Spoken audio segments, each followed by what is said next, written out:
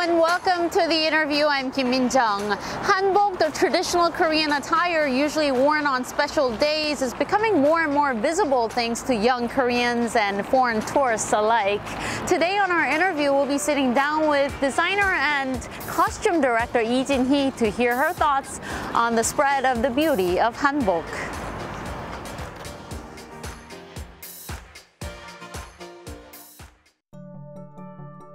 Actors play a central part in the success of Korean drama and cinema. A key element of their performance, then, is the clothes they wear.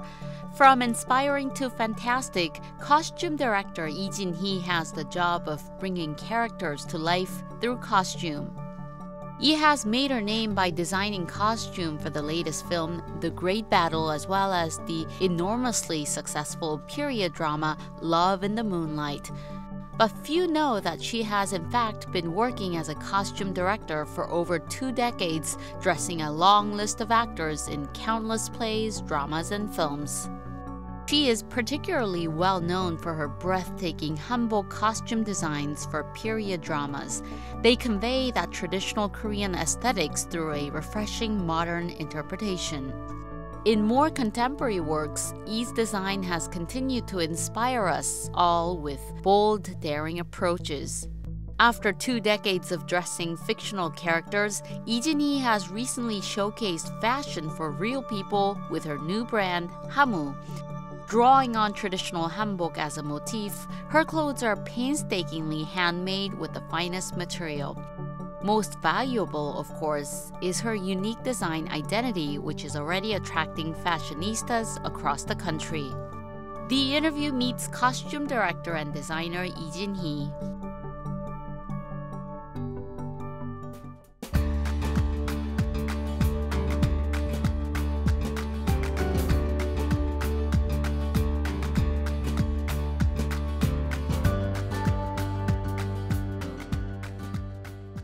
안녕하세요. 만나서 반갑습니다. 네, 안녕하세요. 반갑습니다. 구름이 그린 달빛, 성균관 네. 스캔들, 안시성 정말 재밌게 봤던 작품들인데 여기 네. 나온 옷들을 다 제작을 하신 거잖아요. 네. 그 외에 또 많은 작품을 하셨다고요. 현대물로는 뭐 엄마가 불났다, 뭐 하얀 거탑, 뭐 또 여러 작품이 있었고요. 또 네. 연극은 제가 한 80편을 했어요. 와. 그리고 한국무용에서는 상무회 공연도 이제 무용 공연 많이 했었고요. 한예종 친구들이랑 극단 띠다라고 창단 멤버로 한 17년, 18년 수석 디자이너로 네, 활동을 하고 있고 네.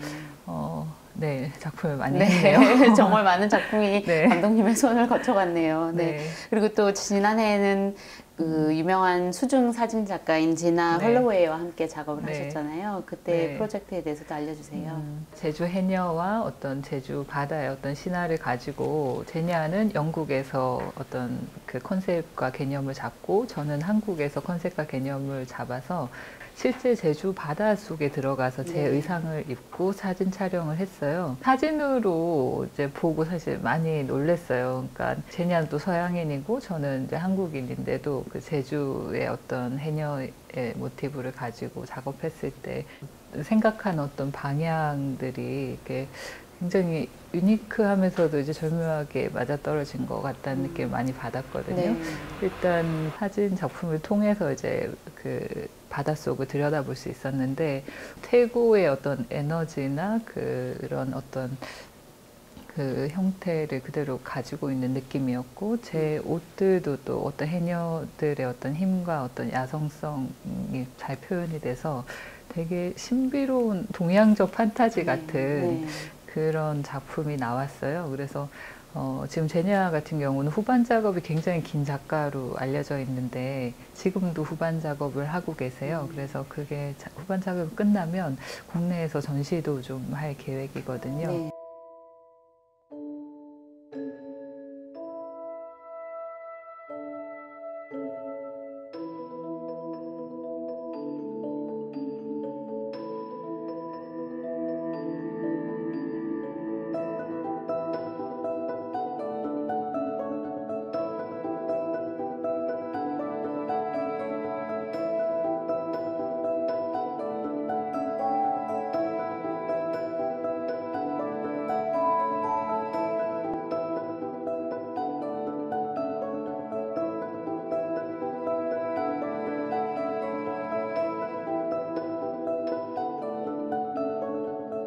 저도 작품들을 좀 봤는데 네. 몽환적이고도 또 신비로운 그런 모습이 있었어요. 해녀의 어떤 모습을 좀 표현을 하고 싶으셨나요?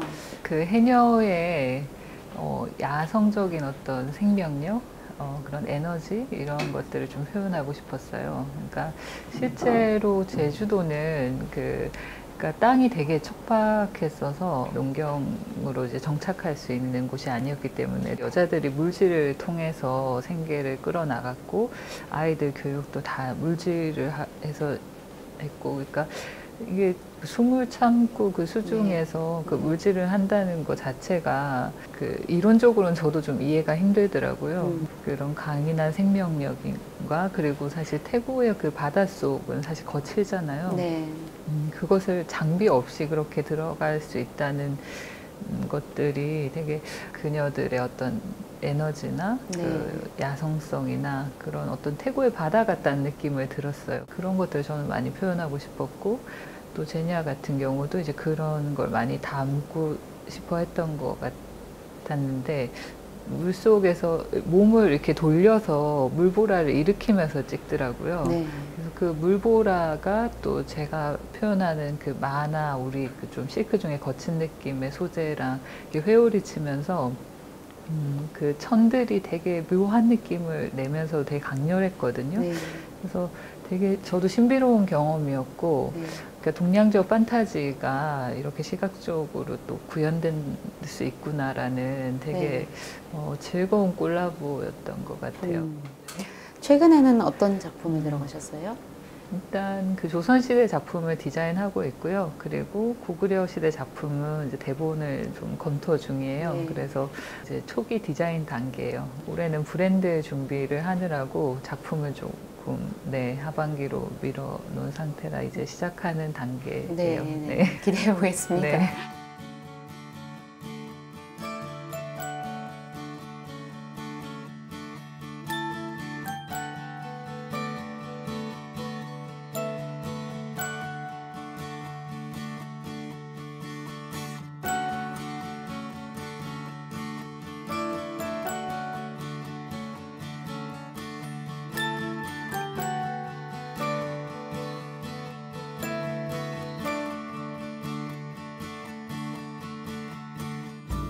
사실 아직 이진희 감독님의 네. 이름보다 그 감독님께서 만드신 옷들을 입은 배우들과 그 옷들이 굉장히 더 많이 각광을 받는 것 같아요. 네. 그럴 때는 어떤 기분이 드세요? 어렸을 때는 좀 서운하더라고요. 네. 그때는 그러니까 배우보다 제 옷이 더 우선이고 네. 옷으로 캐릭터를 다 표현할 수 있다라고 자만했던 시절이 있었어요. 네. 그러니까 20대였지만 물론 지금은 사실 그 배우가 입지 않으면 극 중에서 제 옷은 의미가 없다고 생각할 정도로 배우의 가치를 좀 크게 보기 때문에 제 의상을 입은 그러니까 배우와 또 그 의상을 또 알아봐 주시면은 굉장히 보람 있고 의미 있는 것 같아요. 그리고 뭐 보검이 같은 경우도 이제 구름이 할 때 사무실 와서 한 반나절 정도 같이 원단 고르고 하고 그리고 가서 본인이 오길 잘했다고 이제 보람 있어 하더라고요. 네. 이제는 배우들 이렇게 결이 맞고 그러니까 배우들이 더 드러나 보이는 게 더 보람 있어진 것 같아요. 이제.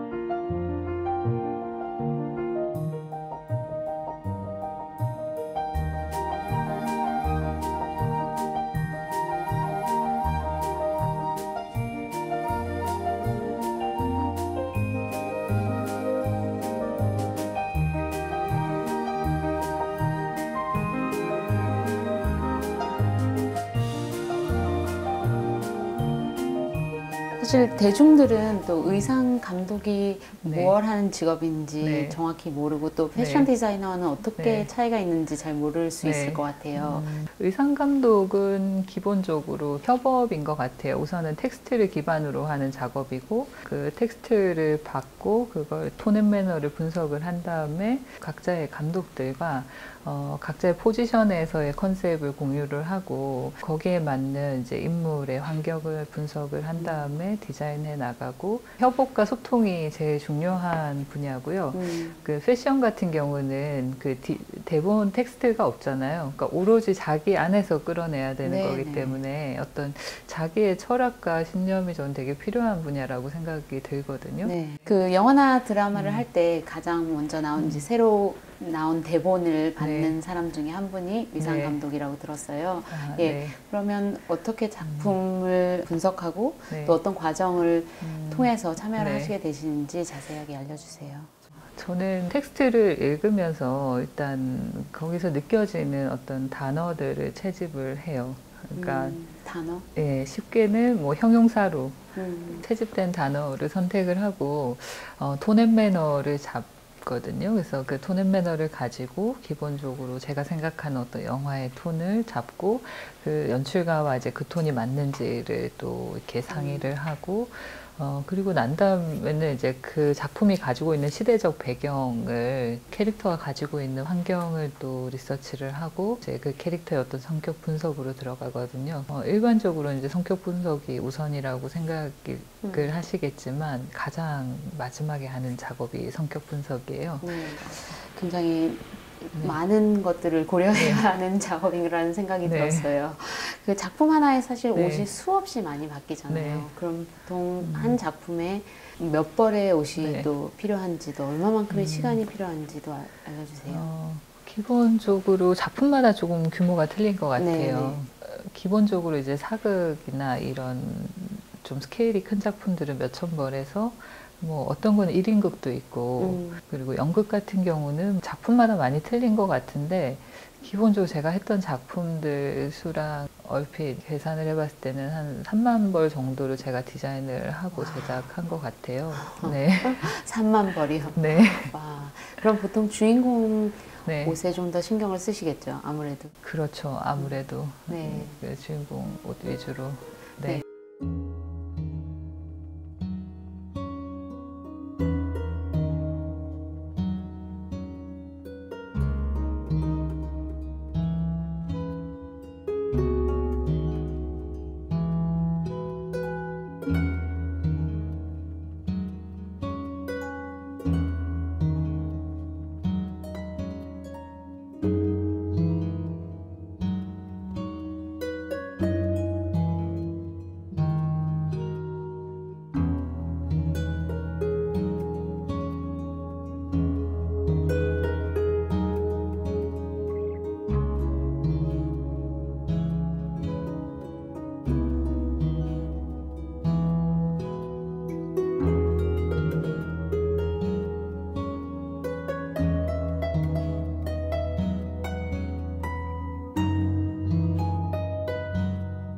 사람이 입는 옷뿐만 아니라 네. 동물의 옷도 만드신다고 알고 있어요. 네. 그러니까 이번 안시성 같은 경우는 이제 말가비를 디자인하고 제작을 많이 했어요. 근데 그 말이 그닥 제 옷을 좋아하지 않더라고요. 네. 그래서 아무래도 이제 중국이나 이제 서양 쪽은 기본적으로 이렇게 그 상고시대 작품들이 엄청 많았어요. 네. 뭐 로마 시대부터 네. 해가지고 말가비들이 상고시대 때 대부분 마명갑이나 가비들을 입으니까 그 외국 같은 경우는 말들이 그런 가비를 입는 게 너무 익숙하거든요. 근데 우리나라 같은 경우는 그런 작품이 많이 없다 보니까 사실 상고시대 처음이었어요. 이번에 네, 네. 안시성이. 네. 그러다 보니까 가비만 입히면 말이 힘들어서 이렇게 뒷발차기를 하는 거예요. 그래서 되게 슬픈 이야기지만 저희 팀들도 뒷발에 많이 차이고 심지어 기부스까지 할 정도로 위험한 작업. 네, 굉장히 위험한 작업이었어요. 그래서 뭐 제가 반 농담으로 다음에는 수입 말을 써야 될 것 같다. 아무래도 네. 이제 뭐 그렇게 농담도 주고받을 정도로 사실 쉽지는 않았어요. 네. 또 새로운 경험이셨겠어요. 네. 네. 그 옷 하나로 네. 극중 인물의 성격이나 심리적인 걸 표현하는 네. 것들이 어떤 방식으로 표현할 수 있는지 궁금해요. 예를 들어서 설명을 해주신다면. 그 원단의 어떤 스와치를 하고 그리고 색을 결정을 하고 인물을 표현하게 되는데요. 기억에 남는 작품은 그 간신이란 영화가 있었어요. 네. 그 영화 같은 경우는 인간의 어떤 뭐 탐욕, 욕망 그리고 광기 이런 것들을 다룬 영화였거든요. 연사는 이렇게 왕의 무게를 좀 견디지 못해서 기본적으로 이렇게 광기가 있는 그런 역할이었어요. 그래서 그 옷 같은 경우는 기본 그 조선시대 어떤 왕의 복식보다 스케일을 훨씬 키웠거든요. 그래서 그 옷의 숨은 컨셉은 그 옷의 왕의 무게를 견뎌라였어요. 제가 잡은 키워드는. 네. 그래서 옷을 검붉은색으로 다 염색을 했고, 그 스케일을 키워서 그 배우가 실제적으로 촬영할 때는 되게 힘들어 했었거든요. 옷이 무겁다면 좀 투덜거리기도 하셨고, 네. 근데 그 끝나고 쫑파티 때 따로 오셔가지고, 자기가 왕의 옷이 좀 힘들어서 현장에서는 좀 불만이 있었는데 촬영 끝나고 나니까 그 옷의 덕을 너무 많이 본 것 같다고 고맙다고 하시더라고요. 네. 그 무게감이 연기하는 데 도움이 많이 되셨다고. 그래서 그러니까 옷이 어떤 극 중에서 그런 또 어떤 캐릭터의 힘을 또 더 이제 실어주기도 하고, 그리고 간신 같은 경우는 그 어떤 그런 탐욕과 욕망을 표현하기 위해서 붉은색으로 이 영화를 다 색채를 만들어 보자는 생각이 있었어서, 네. 그러니까 그 1부터 100까지 어떤 붉은색을 채도 명도를 낮추면서 많은 붉은색들을 표현했었거든요. 각자의 컬러의 어떤 붉은색 톤들이 영화적인 어떤 뭐 탐욕이나 이런 것들을 되게 적절하게 잘 표현한 것 같아요. 그래서 옷은 이제 그런 역할을 하는 것 같아요. 네, 극 중에서. 네.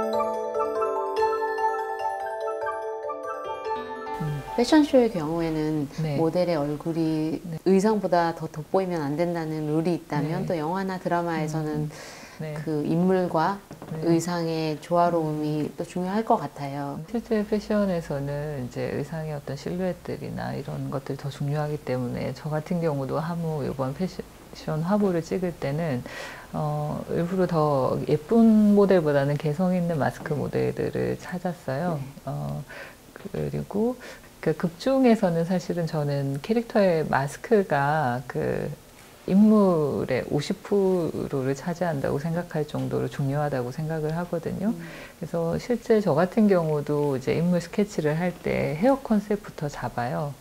이렇게 머리 끝부터 발끝까지가 어떤 하나의 캐릭터이기 때문에 헤어 컨셉부터 잡고, 그거보다 더 중요한 게 그 백색 도화지에 배우가 결정되고 난 다음에 그 배우의 이제 마스크를 올리고, 이 배우가 가진 마스크의 어떤 힘이나 결을 가지고 이제 디자인해 나가거든요. 그래서 어떻게 보면 이게 극중 의상은 캐릭터가 굉장히 중요하기 때문에 캐릭터의 얼굴이나 그 배우의 어떤 마스크에서 오는 힘이 50% 이상은 차지한다고 생각을 합니다. 네. 그래서 옷과 캐릭터의 마스크가 거의 50대 50 정도의 비중인 네. 것 같아요, 저는. 그러면 작품을 들어가시기 전에 배우들을 만나보실 것 같아요. 그럼 네. 주로 어떤 것들을 네. 논의를 하시나요?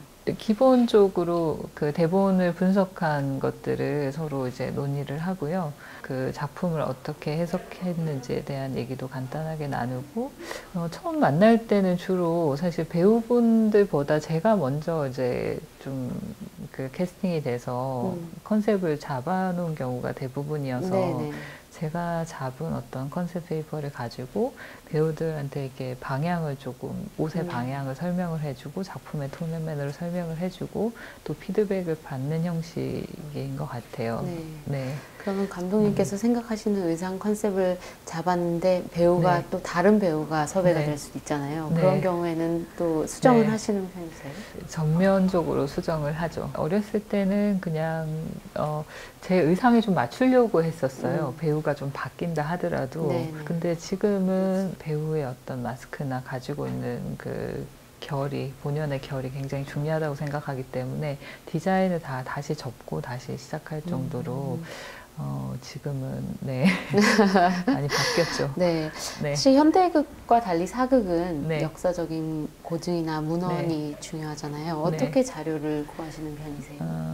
기본적으로 조선시대는 자료가 많아요. 도서관만 가도 이제 자료들이 굉장히 많고 박물관도 되게 잘 돼 있어요. 그리고 뭐 곳곳에서 뭐 문화재들도 많고 조금만 관심을 가지면 찾을 수 있는 자료들이 많고 근데 상고시대 같은 경우는 사료도 거의 전무후무하고 네.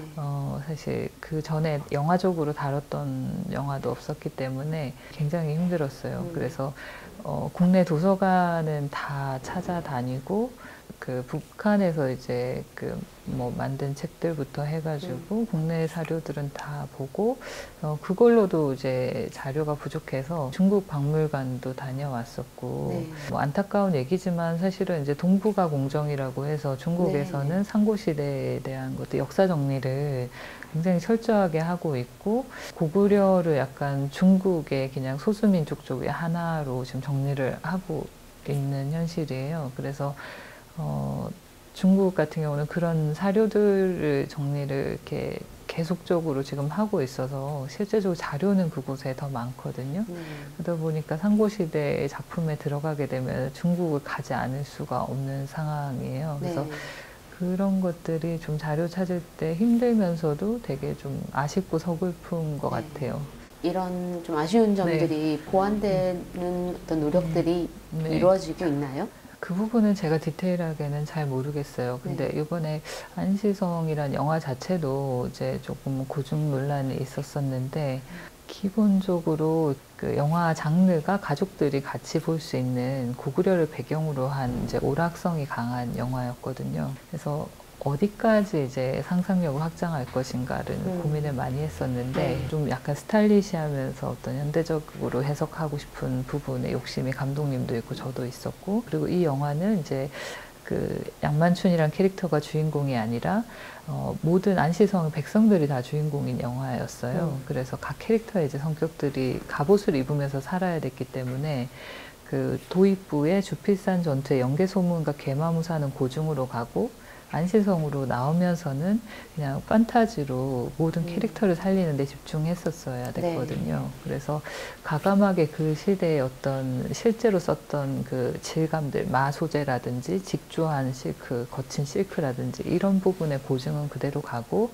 디자인은 페르시아, 뭐 서아시아까지 확장해서 캐릭터를 살리는 데 더 집중을 하고 그 시절의 어떤 이제 문화적인 확장이나 교류들을 이제 바탕으로 그렇게 확장을 시켜 나갔거든요. 근데 이런 작업들이 조금 더 이렇게 그 발전해 나가려면 그런 사료들이 많이 보충돼야 될 것 같다는 생각을 많이 했어요. 이번 작업을 하면서도. 네. 이렇게 역사적 공부도 하시고 문헌 자료도 많이 공부하시고 또 발품도 파시고 상상력도 동원하시는데 그래도 불가피하게 복식의 양식이라든지 이런 거에 대한 지적을 받으시는 경우가 당연히 발생을 할 것 같아요. 사실 무대 의상 디자이너, 의상 감독들이 어떤 일을 하는지조차도 이제 국내에서 이제 소개된 게 불과 몇 년이거든요. 고증을 하는 일인지, 뭐 영화적인 어떤 상상력을 발휘하는 일인지에 대한 구분도 저는 조금 아직 정확하게 이제 소개되지 않았다고 생각하기 때문에 그런 것들은 좀 담담하게 그냥 받아들이는 것 같아요, 스스로는. 배우들을 직접 만나서 논의를 하시고 이런 작업들에 대해서 말씀을 하셨는데 재밌는 에피소드도 있을 것 같아요. 보통은 영화사에서 다들 만나세요, 작업을 하면. 근데 저 같은 경우는 그 배우들과 직접 만나서 제 의상실에 와서 제가 만든 옷들도 조금 입어보고, 보통은 이제 팬톤 컬러들을 쓰시는데 저는 이제 사극을 할 때 제 컬러칩들을 만들어 놓고 쓰거든요. 네.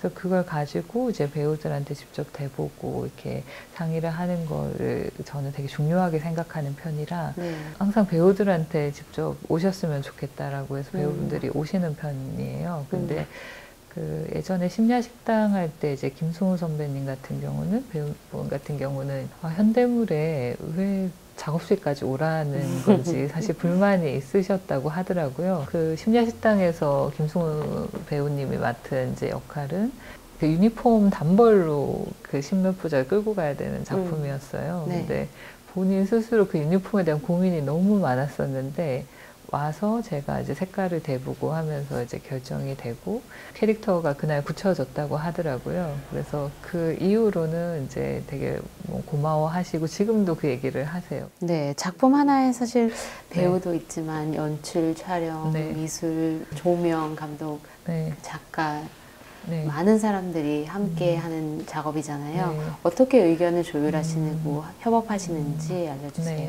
기본적으로 그 소통이 제일 중요한 일인 것 같아요. 왜냐하면 공동 창작이기 때문에 이 일 자체가. 그 예전 같은 경우는 이제 커뮤니케이션보다는 그 대본을 머릿속에 가지고 있는 감독님들이 컨택하는 좀 방식이었어요. 근데 지금은 이제 각 분야의 전문가들이 다 자기 분야를 공부를 하고 이제 전문성을 가지고 만나기 때문에 소통이 점점 더 원활해지는 것 같아요. 물론 근데 한 텍스트를 가지고 이렇게 상상을 해야 되기 때문에 의견이 다를 때도 있고 충돌이 또 생길 때도 있는데 기본적으로 이렇게 목표가 같기 때문에 그런 부분들은 쉽게 이제 조율되면서 찾아지는 것 같아요. 한 방향으로. 정말 한 땀 한 땀 제작하셔서 만들어 오시기 때문에 정말 모두 애정이 있으실 것 같아요. 그래도 가장 애착이 가는 옷이 있다면 어떤 걸까요?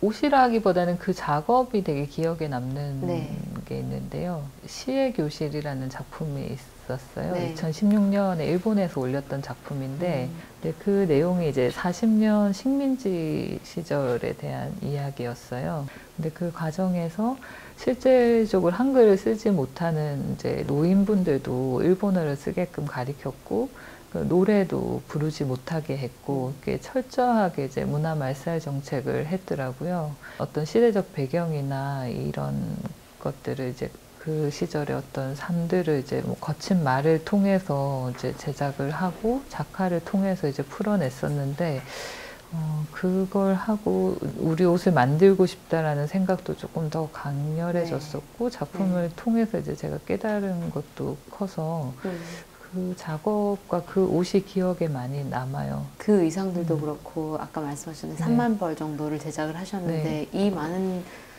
의상들은 지금 다 어떻게 보관을 하고 계시나요? 다 소장을 하고 있어요. 아, 그러세요? 와.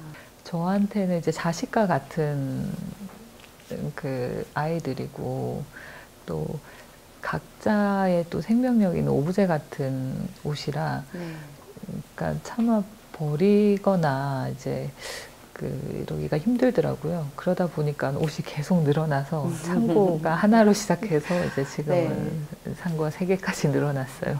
감독님께는 의미 있는 옷인데 혹시 일반인에게 공개하거나 아니면 전시하실 계획도 있으신가요? 그런 요청이 사실 많이 들어와요. SNS 통해서도 요청이 계속 들어오고 어떻게 보면 이제 시청자분들한테는 막연한 판타지잖아요. 저는 작업하면서 옆에서 계속 질감이나 이런 것들을 늘 보고 이제 직접적이지만 그분들한테는 이제 브라운관을 통한 막연한 판타지니까 이런 것들이 또 실제로 만나지고 만져보고 이런 소재의 질감들을 또 눈으로 보고 하면 그러니까 또 다른 그분들한테 새로운 경험을 제공할 수 있을 거란 생각이 들어서 저도 그게 되게 의미 있고 가치 있지 않을까 해서 몇 번을 시도를 했었어요. 근데 조금 한계에 부딪히는 부분들이 있어서 꼭 하고 싶은 일 중에 하나예요. 그거는. 앞으로 기대해 보겠습니다.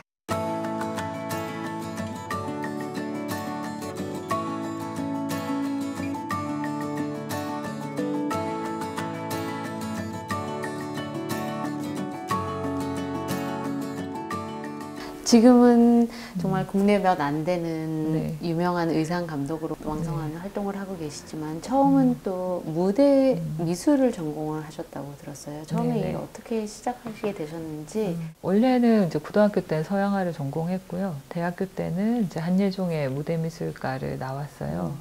대부분 동기들이 대학을 이제 졸업을 하거나 혹은 뭐 방송국 부장을 하거나 다들 나이가 많아서 들어오시는 분들이셨어요. 그렇다 보니까 학교와 이제 이 작업을 조금 병행을 하면서 본인들이 가끔씩 이렇게 작업이 버거울 때 하나씩 이렇게 해보겠냐라고 하면서 제가 어린 나이였는데 또 그냥 뭐 해내니까 이제 계속 학교 다니면서 이렇게 무대나 의상 일을 하게 됐던 것 같아요.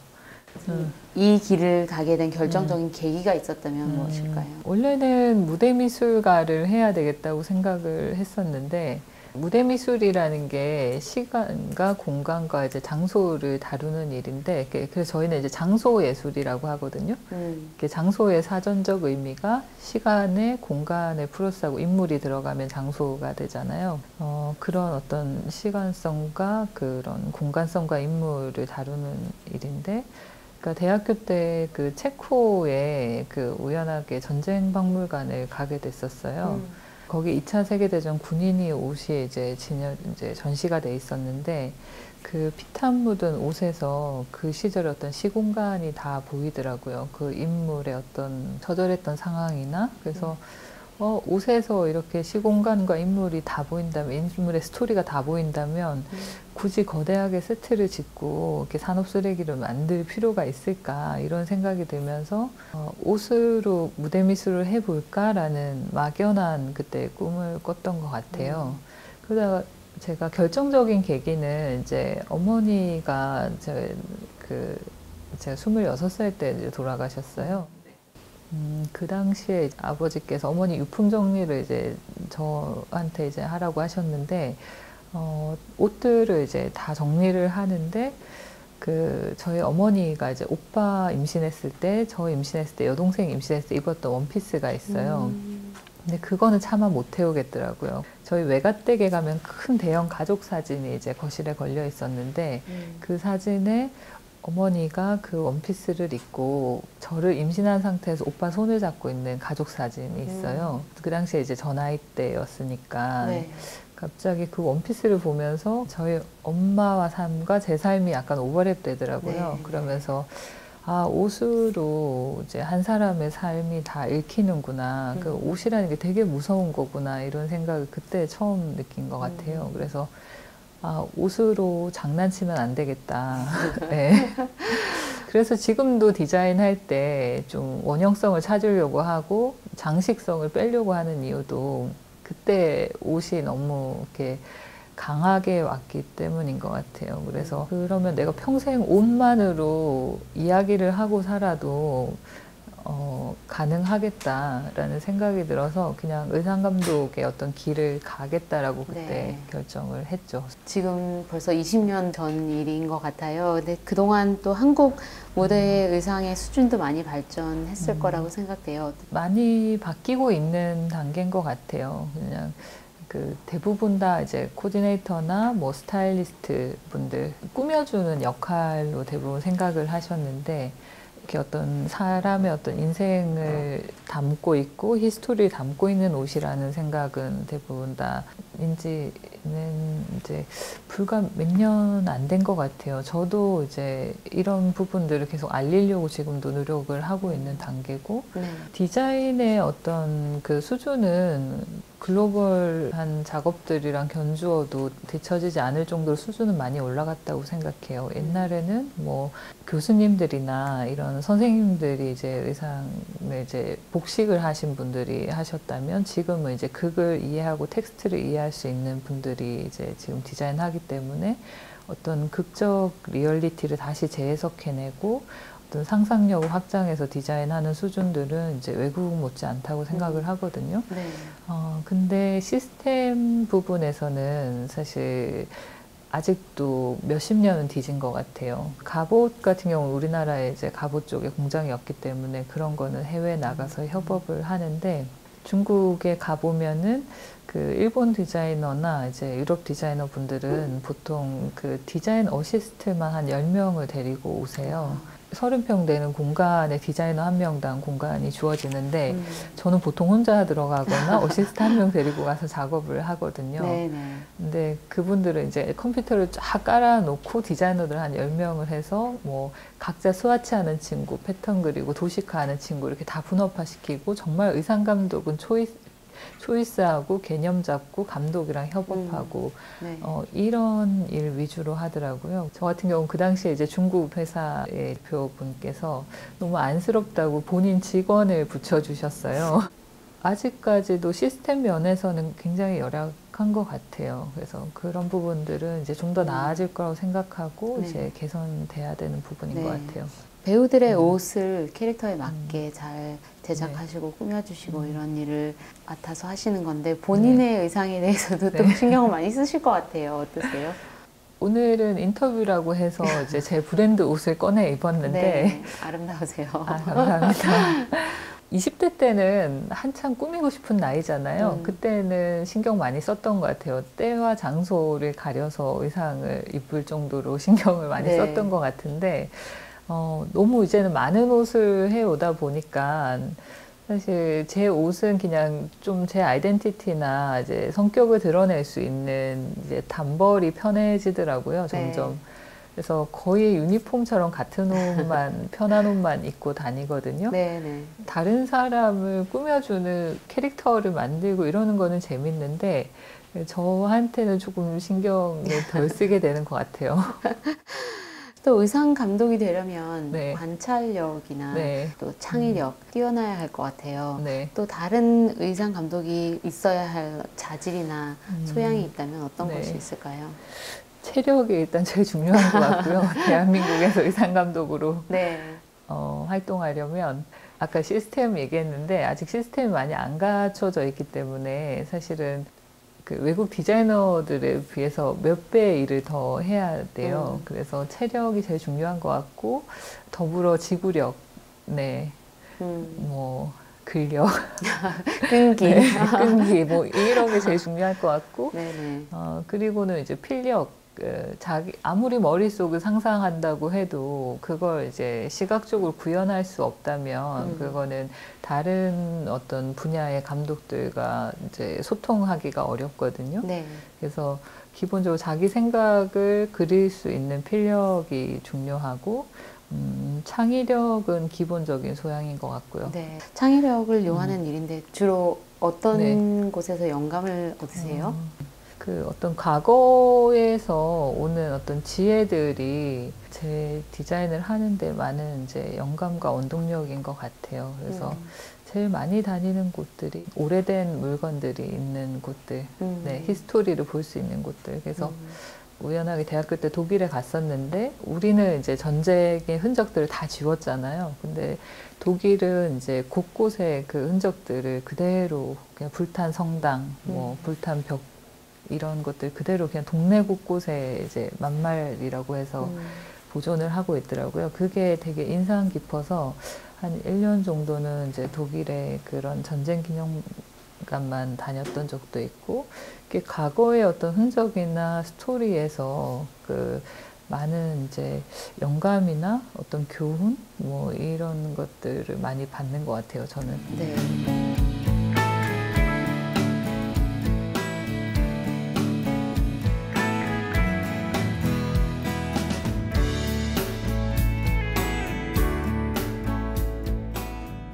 이번엔 또 새로운 시도를 하셨어요. 감독이 아닌 디자이너로서 새로운 브랜드를 런칭을 하셨는데 하무예요, 브랜드 이름이.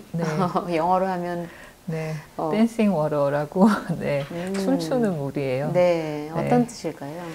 저는 기본적으로 물을 좋아하는 것 같기도 하고 또 제가 바다를 굉장히 좋아하는데 바다 속에서도 어떤 심연속 깊은 바닷속을 좋아해요. 그러니까 어떤 태고의 에너지가, 그러니까 생명력이 아직도 살아있고, 그리고 물 밖에서 아무리 태풍이 쳐도 그 심연 속의 어떤 그 고요한 어떤 그런 깊은 판타지 느낌들을 굉장히 좋아하는데, 물이 때로는 잔잔하지만 때로는 굉장히 무섭잖아요. 그런 어떤 야성성, 그 태고의 에너지, 힘 이런 것들을 이제 옷에 담고 싶었어요. 그래서 저는 똑같은 거를 이제 표현한다기보다는, 그러니까 새롭고 낯선 거를 표현해야 되는 거 이제 창작자의 숙명이라고 생각을 하고 책임이라고 생각을 하는데, 제가 표현한 낯섦들이 또 옷을 입으시는 분들한테는 그런 생명력으로 또 와닿았으면 좋겠고, 그 물의 어떤 자유로움이나 이런 네. 것들을 좀 브랜드에 담아서 입으시는 분들이 그걸 좀 느꼈으면 좋겠다라는 생각이 좀 있었어요. 제가 아까 이렇게 둘러보니까 옷들이 네. 또 한복을 연상케 네. 하는 옷들이 많았어요. 네. 어떻게 컨셉을 잡으셨는지 알려주세요. 브랜드는 제가 좀 좋아하고 잘할 수 있는 거에 좀 집중을 하고 싶었어요. 일단 한복을 제가 좋아하기 때문에 첫 번째 시즌은 어떤 한복에서 좀 모디파이를 좀 하고 싶다라는 생각이 있어서 네. 한복의 어떤 단순한 원형성, 그리고 체형을 편안하게 이렇게 만들어준 어떤 형태감들, 그리고 한복 소매의 이 곡선의 어떤 유니크함들, 이런 것들을 좀 상징적으로 가지고 와서 이번 시즌은 좀 모디파이를 했어요. 근데 기본적으로 계속 이제 한복을 모디파이 할 건 아니고, 뭐 다음 시즌에는 또 중세 어디 양치기의 소매가 될 수도 있고, 네. 그러니까 제가 이제 만났던 시대의 어떤 그 상징들을 가지고 와서 저라는 어떤 이제 창작자를 통해서 이게 양식화되고 어떤 하무의 옷으로 탄생되지 않을까.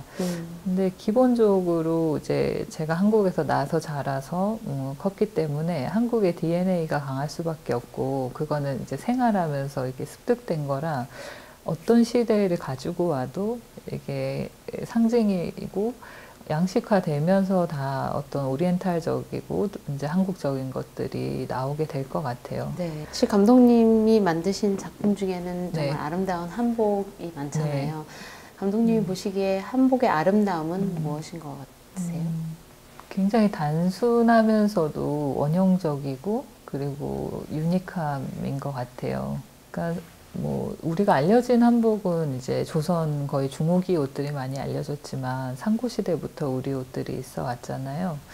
물론 상고시대의 패턴들은 조금 화려하긴 했지만 기본적인 어떤 형태감들은 굉장히 직선에 가깝고 이렇게 포인트를 줘야 되는 부분들만 곡선이 들어가면서 그러니까 원형적이고 되게 현대적이라고 생각해요, 선 자체가. 그래서 그런 것들이 단순하면서도 굉장히 유니크하다는 생각이 있고, 그리고 그 서양 옷들처럼 몸에 이렇게 딱 맞는 어떤 불편하거나 좀 공격적인 게 아니라 이렇게 편안한 어떤 형태감, 실루엣들, 그런 것들이 한복만이 가진 어떤 매력과 유니크함이 아닐까.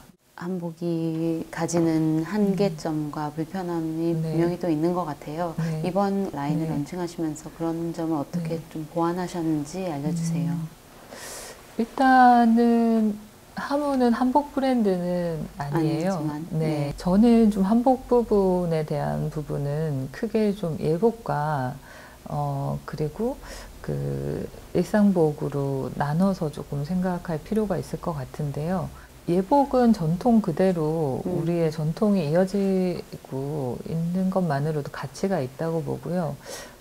그래서 예복은 어떤 전통의 어떤 색이나 감들을 좀 지키고 좀 고수했으면 하는 바람이 있고, 사실은 그 한복도 그 시대의 어떤 환경에 맞춰서 입었던 일상복이잖아요. 그 상고시대의 또 한복은 또 더 거추장스러웠고, 근데 지금은 사실 엘리베이터와 에스컬레이터를 타고 좁은 골목을 걷고 계단을 걷기에 한복이라는 건 사실은 이 시대에 맞는 옷은 아니라고 생각을 해요. 네. 그래서 오히려 한복이 가진 어떤 철학들이나 그런 미학들 그리고 유니크함들을 가지고 완전히 현대 옷으로 해석할 필요가 있다라고 생각을 하고, 어디까지나 그 한복은 예복으로서, 그리고 그러니까 현대적으로는 현대 생활에 맞는 그냥 현대 패션으로서 어떤 상징과 미학만 가지고 오는 게 저는 맞다고 생각을 하거든요.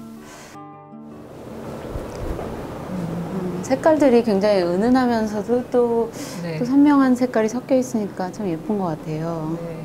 그리고 우리 소재들도 적극적으로 사용을 했거든요. 이렇게 진흙으로 염색을 해서. 진흙이요? 예, 예. 생각을 해서 만든 색깔이 거고. 참 아름다워요. 네, 이거는 안동마라고 우리나라 이제 전통 마인데 그 말을 염색을 해서 만든 거예요. 그래서 네. 어떻게 보면 약간 두루마기 같기도 하고, 네. 네. 멋스러워요. 두루마기 같기도 하고, 뭐 코트 같은 느낌이고, 우리나라 실크가 질기면서도 되게 따뜻하거든요. 네. 네. 특별히 소재에 신경을 많이 쓰셨다고 들었어요. 네. 그러니까 아무래도 소재가 가진 원형적인 힘이 있기 때문에 저는 이제 소재가 시작이라 끝이라고 생각하거든요. 네. 그래서 제일 중요하게 생각을 하는데, 이거는 구름이 그린 달빛에서 이제 실제로 박보검 씨가 입고 나온 옷이기도 하고요. 네. 네, 우리 소재만이 가진 어떤 유니크함들을 그냥 현대적인 이렇게 난방으로 만들기도 하고, 지금 현재는 제가 무대 의상 작품을 하듯이 한 벌 한 벌 이제 수작업들을 대부분 거치거든요. 네. 그래서 기본적으로 염색을 하고 와도 마지막에 또 후가공을 하면서 이런 손맛을 낸다거나 아니면 네. 염색을 직접 한다거나, 네. 그래서 일반적인 패션 브랜드들은 그냥 시장에서 원단을 주문해서 바로 만드는 구조면, 저는 이제 생지에 염색을 하고 또 후작업을 하는 식으로 지금 해서 네. 이런 어떤 좀 아날로그한 네. 맛을, 굉장히 오묘한 색깔이 나는 것 같아요. 네, 이런 유니크한. 아날로그적인 텍스트를 네. 좀 살리고자 했어요. 그래서 꼭 오리엔탈적이면서도 그냥 현대 뭐 청바지라든지 네. 그냥 뭐 힙합 바지, 아니면 제가 입은 이런 통바지 입어도 뭐 그러니까 데일리 옷으로 충분히 네. 입을 수 있는. 네. 네. 저런 난방 같은 경우는 네. 또 네. 제작 과정이 꽤 긴 네. 시간을 요할 것 같다는 네. 생각이 들었어요. 네. 현재는 좀 제작 시간이 아무래도 수작업이 많이 들어가다 보니까 좀 길어요. 많이. 네. 네. 그만큼 또 가치가 있겠죠. 네. 그렇죠. 함으로 다시 돌아와서 이야기를 해보면 특이한 네. 점은 사실 성별의 구분이 없고 네. 또 사이즈도 네. 프리 사이즈 네. 치수를 표기를 안 하셨어요. 그 네. 이유는 뭐예요? 여자 옷들이나 이렇게 실루엣에 너무 맞는 옷들이 되게 공격적이다는 생각에 있어서 남자 옷을 거의 사 입거나 아니면 제가 만들어서 입었어요. 지금 입은 것처럼 약간 그 어떤 몸을 공격하지 않는 패턴이 저는 편하더라고요.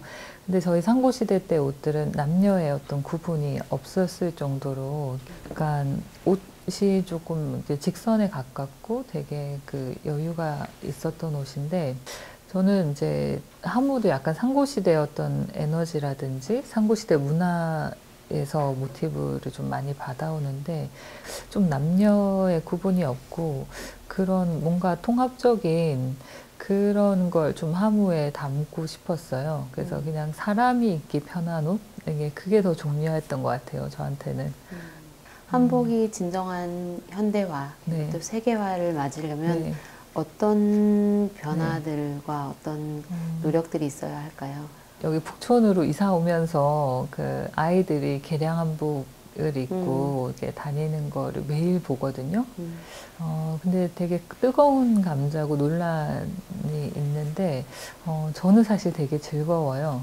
그래서 예복으로서는 제대로 전통 한복을 맞춰 입는 게 가치가 있다고 보지만, 아이들이 사서 이렇게 즐기기에는 사실 비싼 옷이에요. 네, 그래서 이렇게 아이들이 그냥 그 놀이의 하나로서 이렇게 즐기고 잊혀지지 않는 게 저는 되게 큰 의미가 있다고 보거든요. 그래서 이렇게 어렸을 때 놀았던 기억들이 또 나이가 돼서 예복을 맞춰 입어야 될 때 또 한복을 잊지 않고 입을 수 있는 그런 게 되는 것 같다는 생각이 있어요. 그래서 저는 이런 한복으로서의 어떤 놀이 문화들이 이렇게 좀 더 많아졌으면 하는 생각도 있고, 네. 그리고 어떤 부분에서는 한복의 어떤 아이덴티티를 가져다가 그러니까 현대화에서 패션으로 또 가지고 오는 어떤 노력과 시도들도 더 많아져야 되지 않을까. 또 시대의 변화와 트렌드를 읽으려면 네. 팬들과 젊은이들과 또 소통을 많이 하셔야 될 것 같은데, 주로 어떤 통로로, 어떤 네. 창구로 소통을 하고 계신가요? 저는 이제 기존에는 작업 위주로 하느라고 그런 어떤 소통 부분에서는 제가 적극적으로 하지는 못했어요. 구름이 때는 되게 특별한 기억이었는데 그 팬분들이 SNS 주소를 알고 이렇게 계속 뭐 멘션을 보내오시고 뭐 편지도 보내오시고 매장에 편지를 붙여놓고 가시기도 하시고 제 작업실에 그전엔 작업실이었죠. 그 이전에는 팬분들이 어떻게 보면은 이제 그 먼저 이렇게 다가와 주셨어요. 그래서 질문도 많이 해 주셨고 해외 팬분들도 질문도 많이 해 주셨고 그래서 그렇게 소통을 해 왔었는데 지금은 제가 이제 브랜드, 그러니까 제가 생각하는 어떤 브랜드도 만들었고 하고 싶은 이야기들도 많아져서 이제는 좀 제가 더 능동적으로 그 소통을 하려고 여러 가지를 좀 준비를 해보고 있어요. 네. 또 앞으로 어떤 옷을 만드시고 싶으신지 또 어떤 계획 가지고 계신지? 저는 기본적으로 의상 감독 일은 계속 할 것 같고요. 왜냐하면 여행비 없이 이렇게 세계를 여행할 수 있는 좋은 직업이 없는 것 같아요. 그래서 그 무대 의상 일을 하면서 계속 이렇게 시대와 어떤 것들을 이렇게 넘나들면서 계속 작업하고 싶고 그리고 이제 브랜드를 준비를 했으니까 브랜드의 어떤 아이덴티티를 만들어 나가는 게 저한테는 가장 큰 건데 국내에는 유명하고 훌륭한 디자이너 분들이 굉장히 많지만 한국적인 아이덴티티와 DNA를 정확히 드러낸 디자이너가 아직은 저는 없다고 생각을 하거든요. 그런 부분에서 또 꼭 그 길을 또 가고 싶다는 욕심이 있어요. 그래서 그런 어떤 하무만의 또 이진이만의 어떤 미학을 담은 그런 아이덴티티를 계속 구축해 나가는 게 그러면서 패션계에 조금 작은 파장이라도 이렇게 만들고 싶은 게 제 욕심이고 앞으로 계획인 것 같아요. 네, 앞으로 좋은 작품 많이 기대하겠습니다. 오늘 시간 내주셔서 감사합니다. 네. Wow, I got to learn so much more about hanbok, the Korean traditional attire, after my conversation with designer and costume director Lee Jin-hee. We'll be back next week with another guest. Thank you so much for watching. Bye-bye.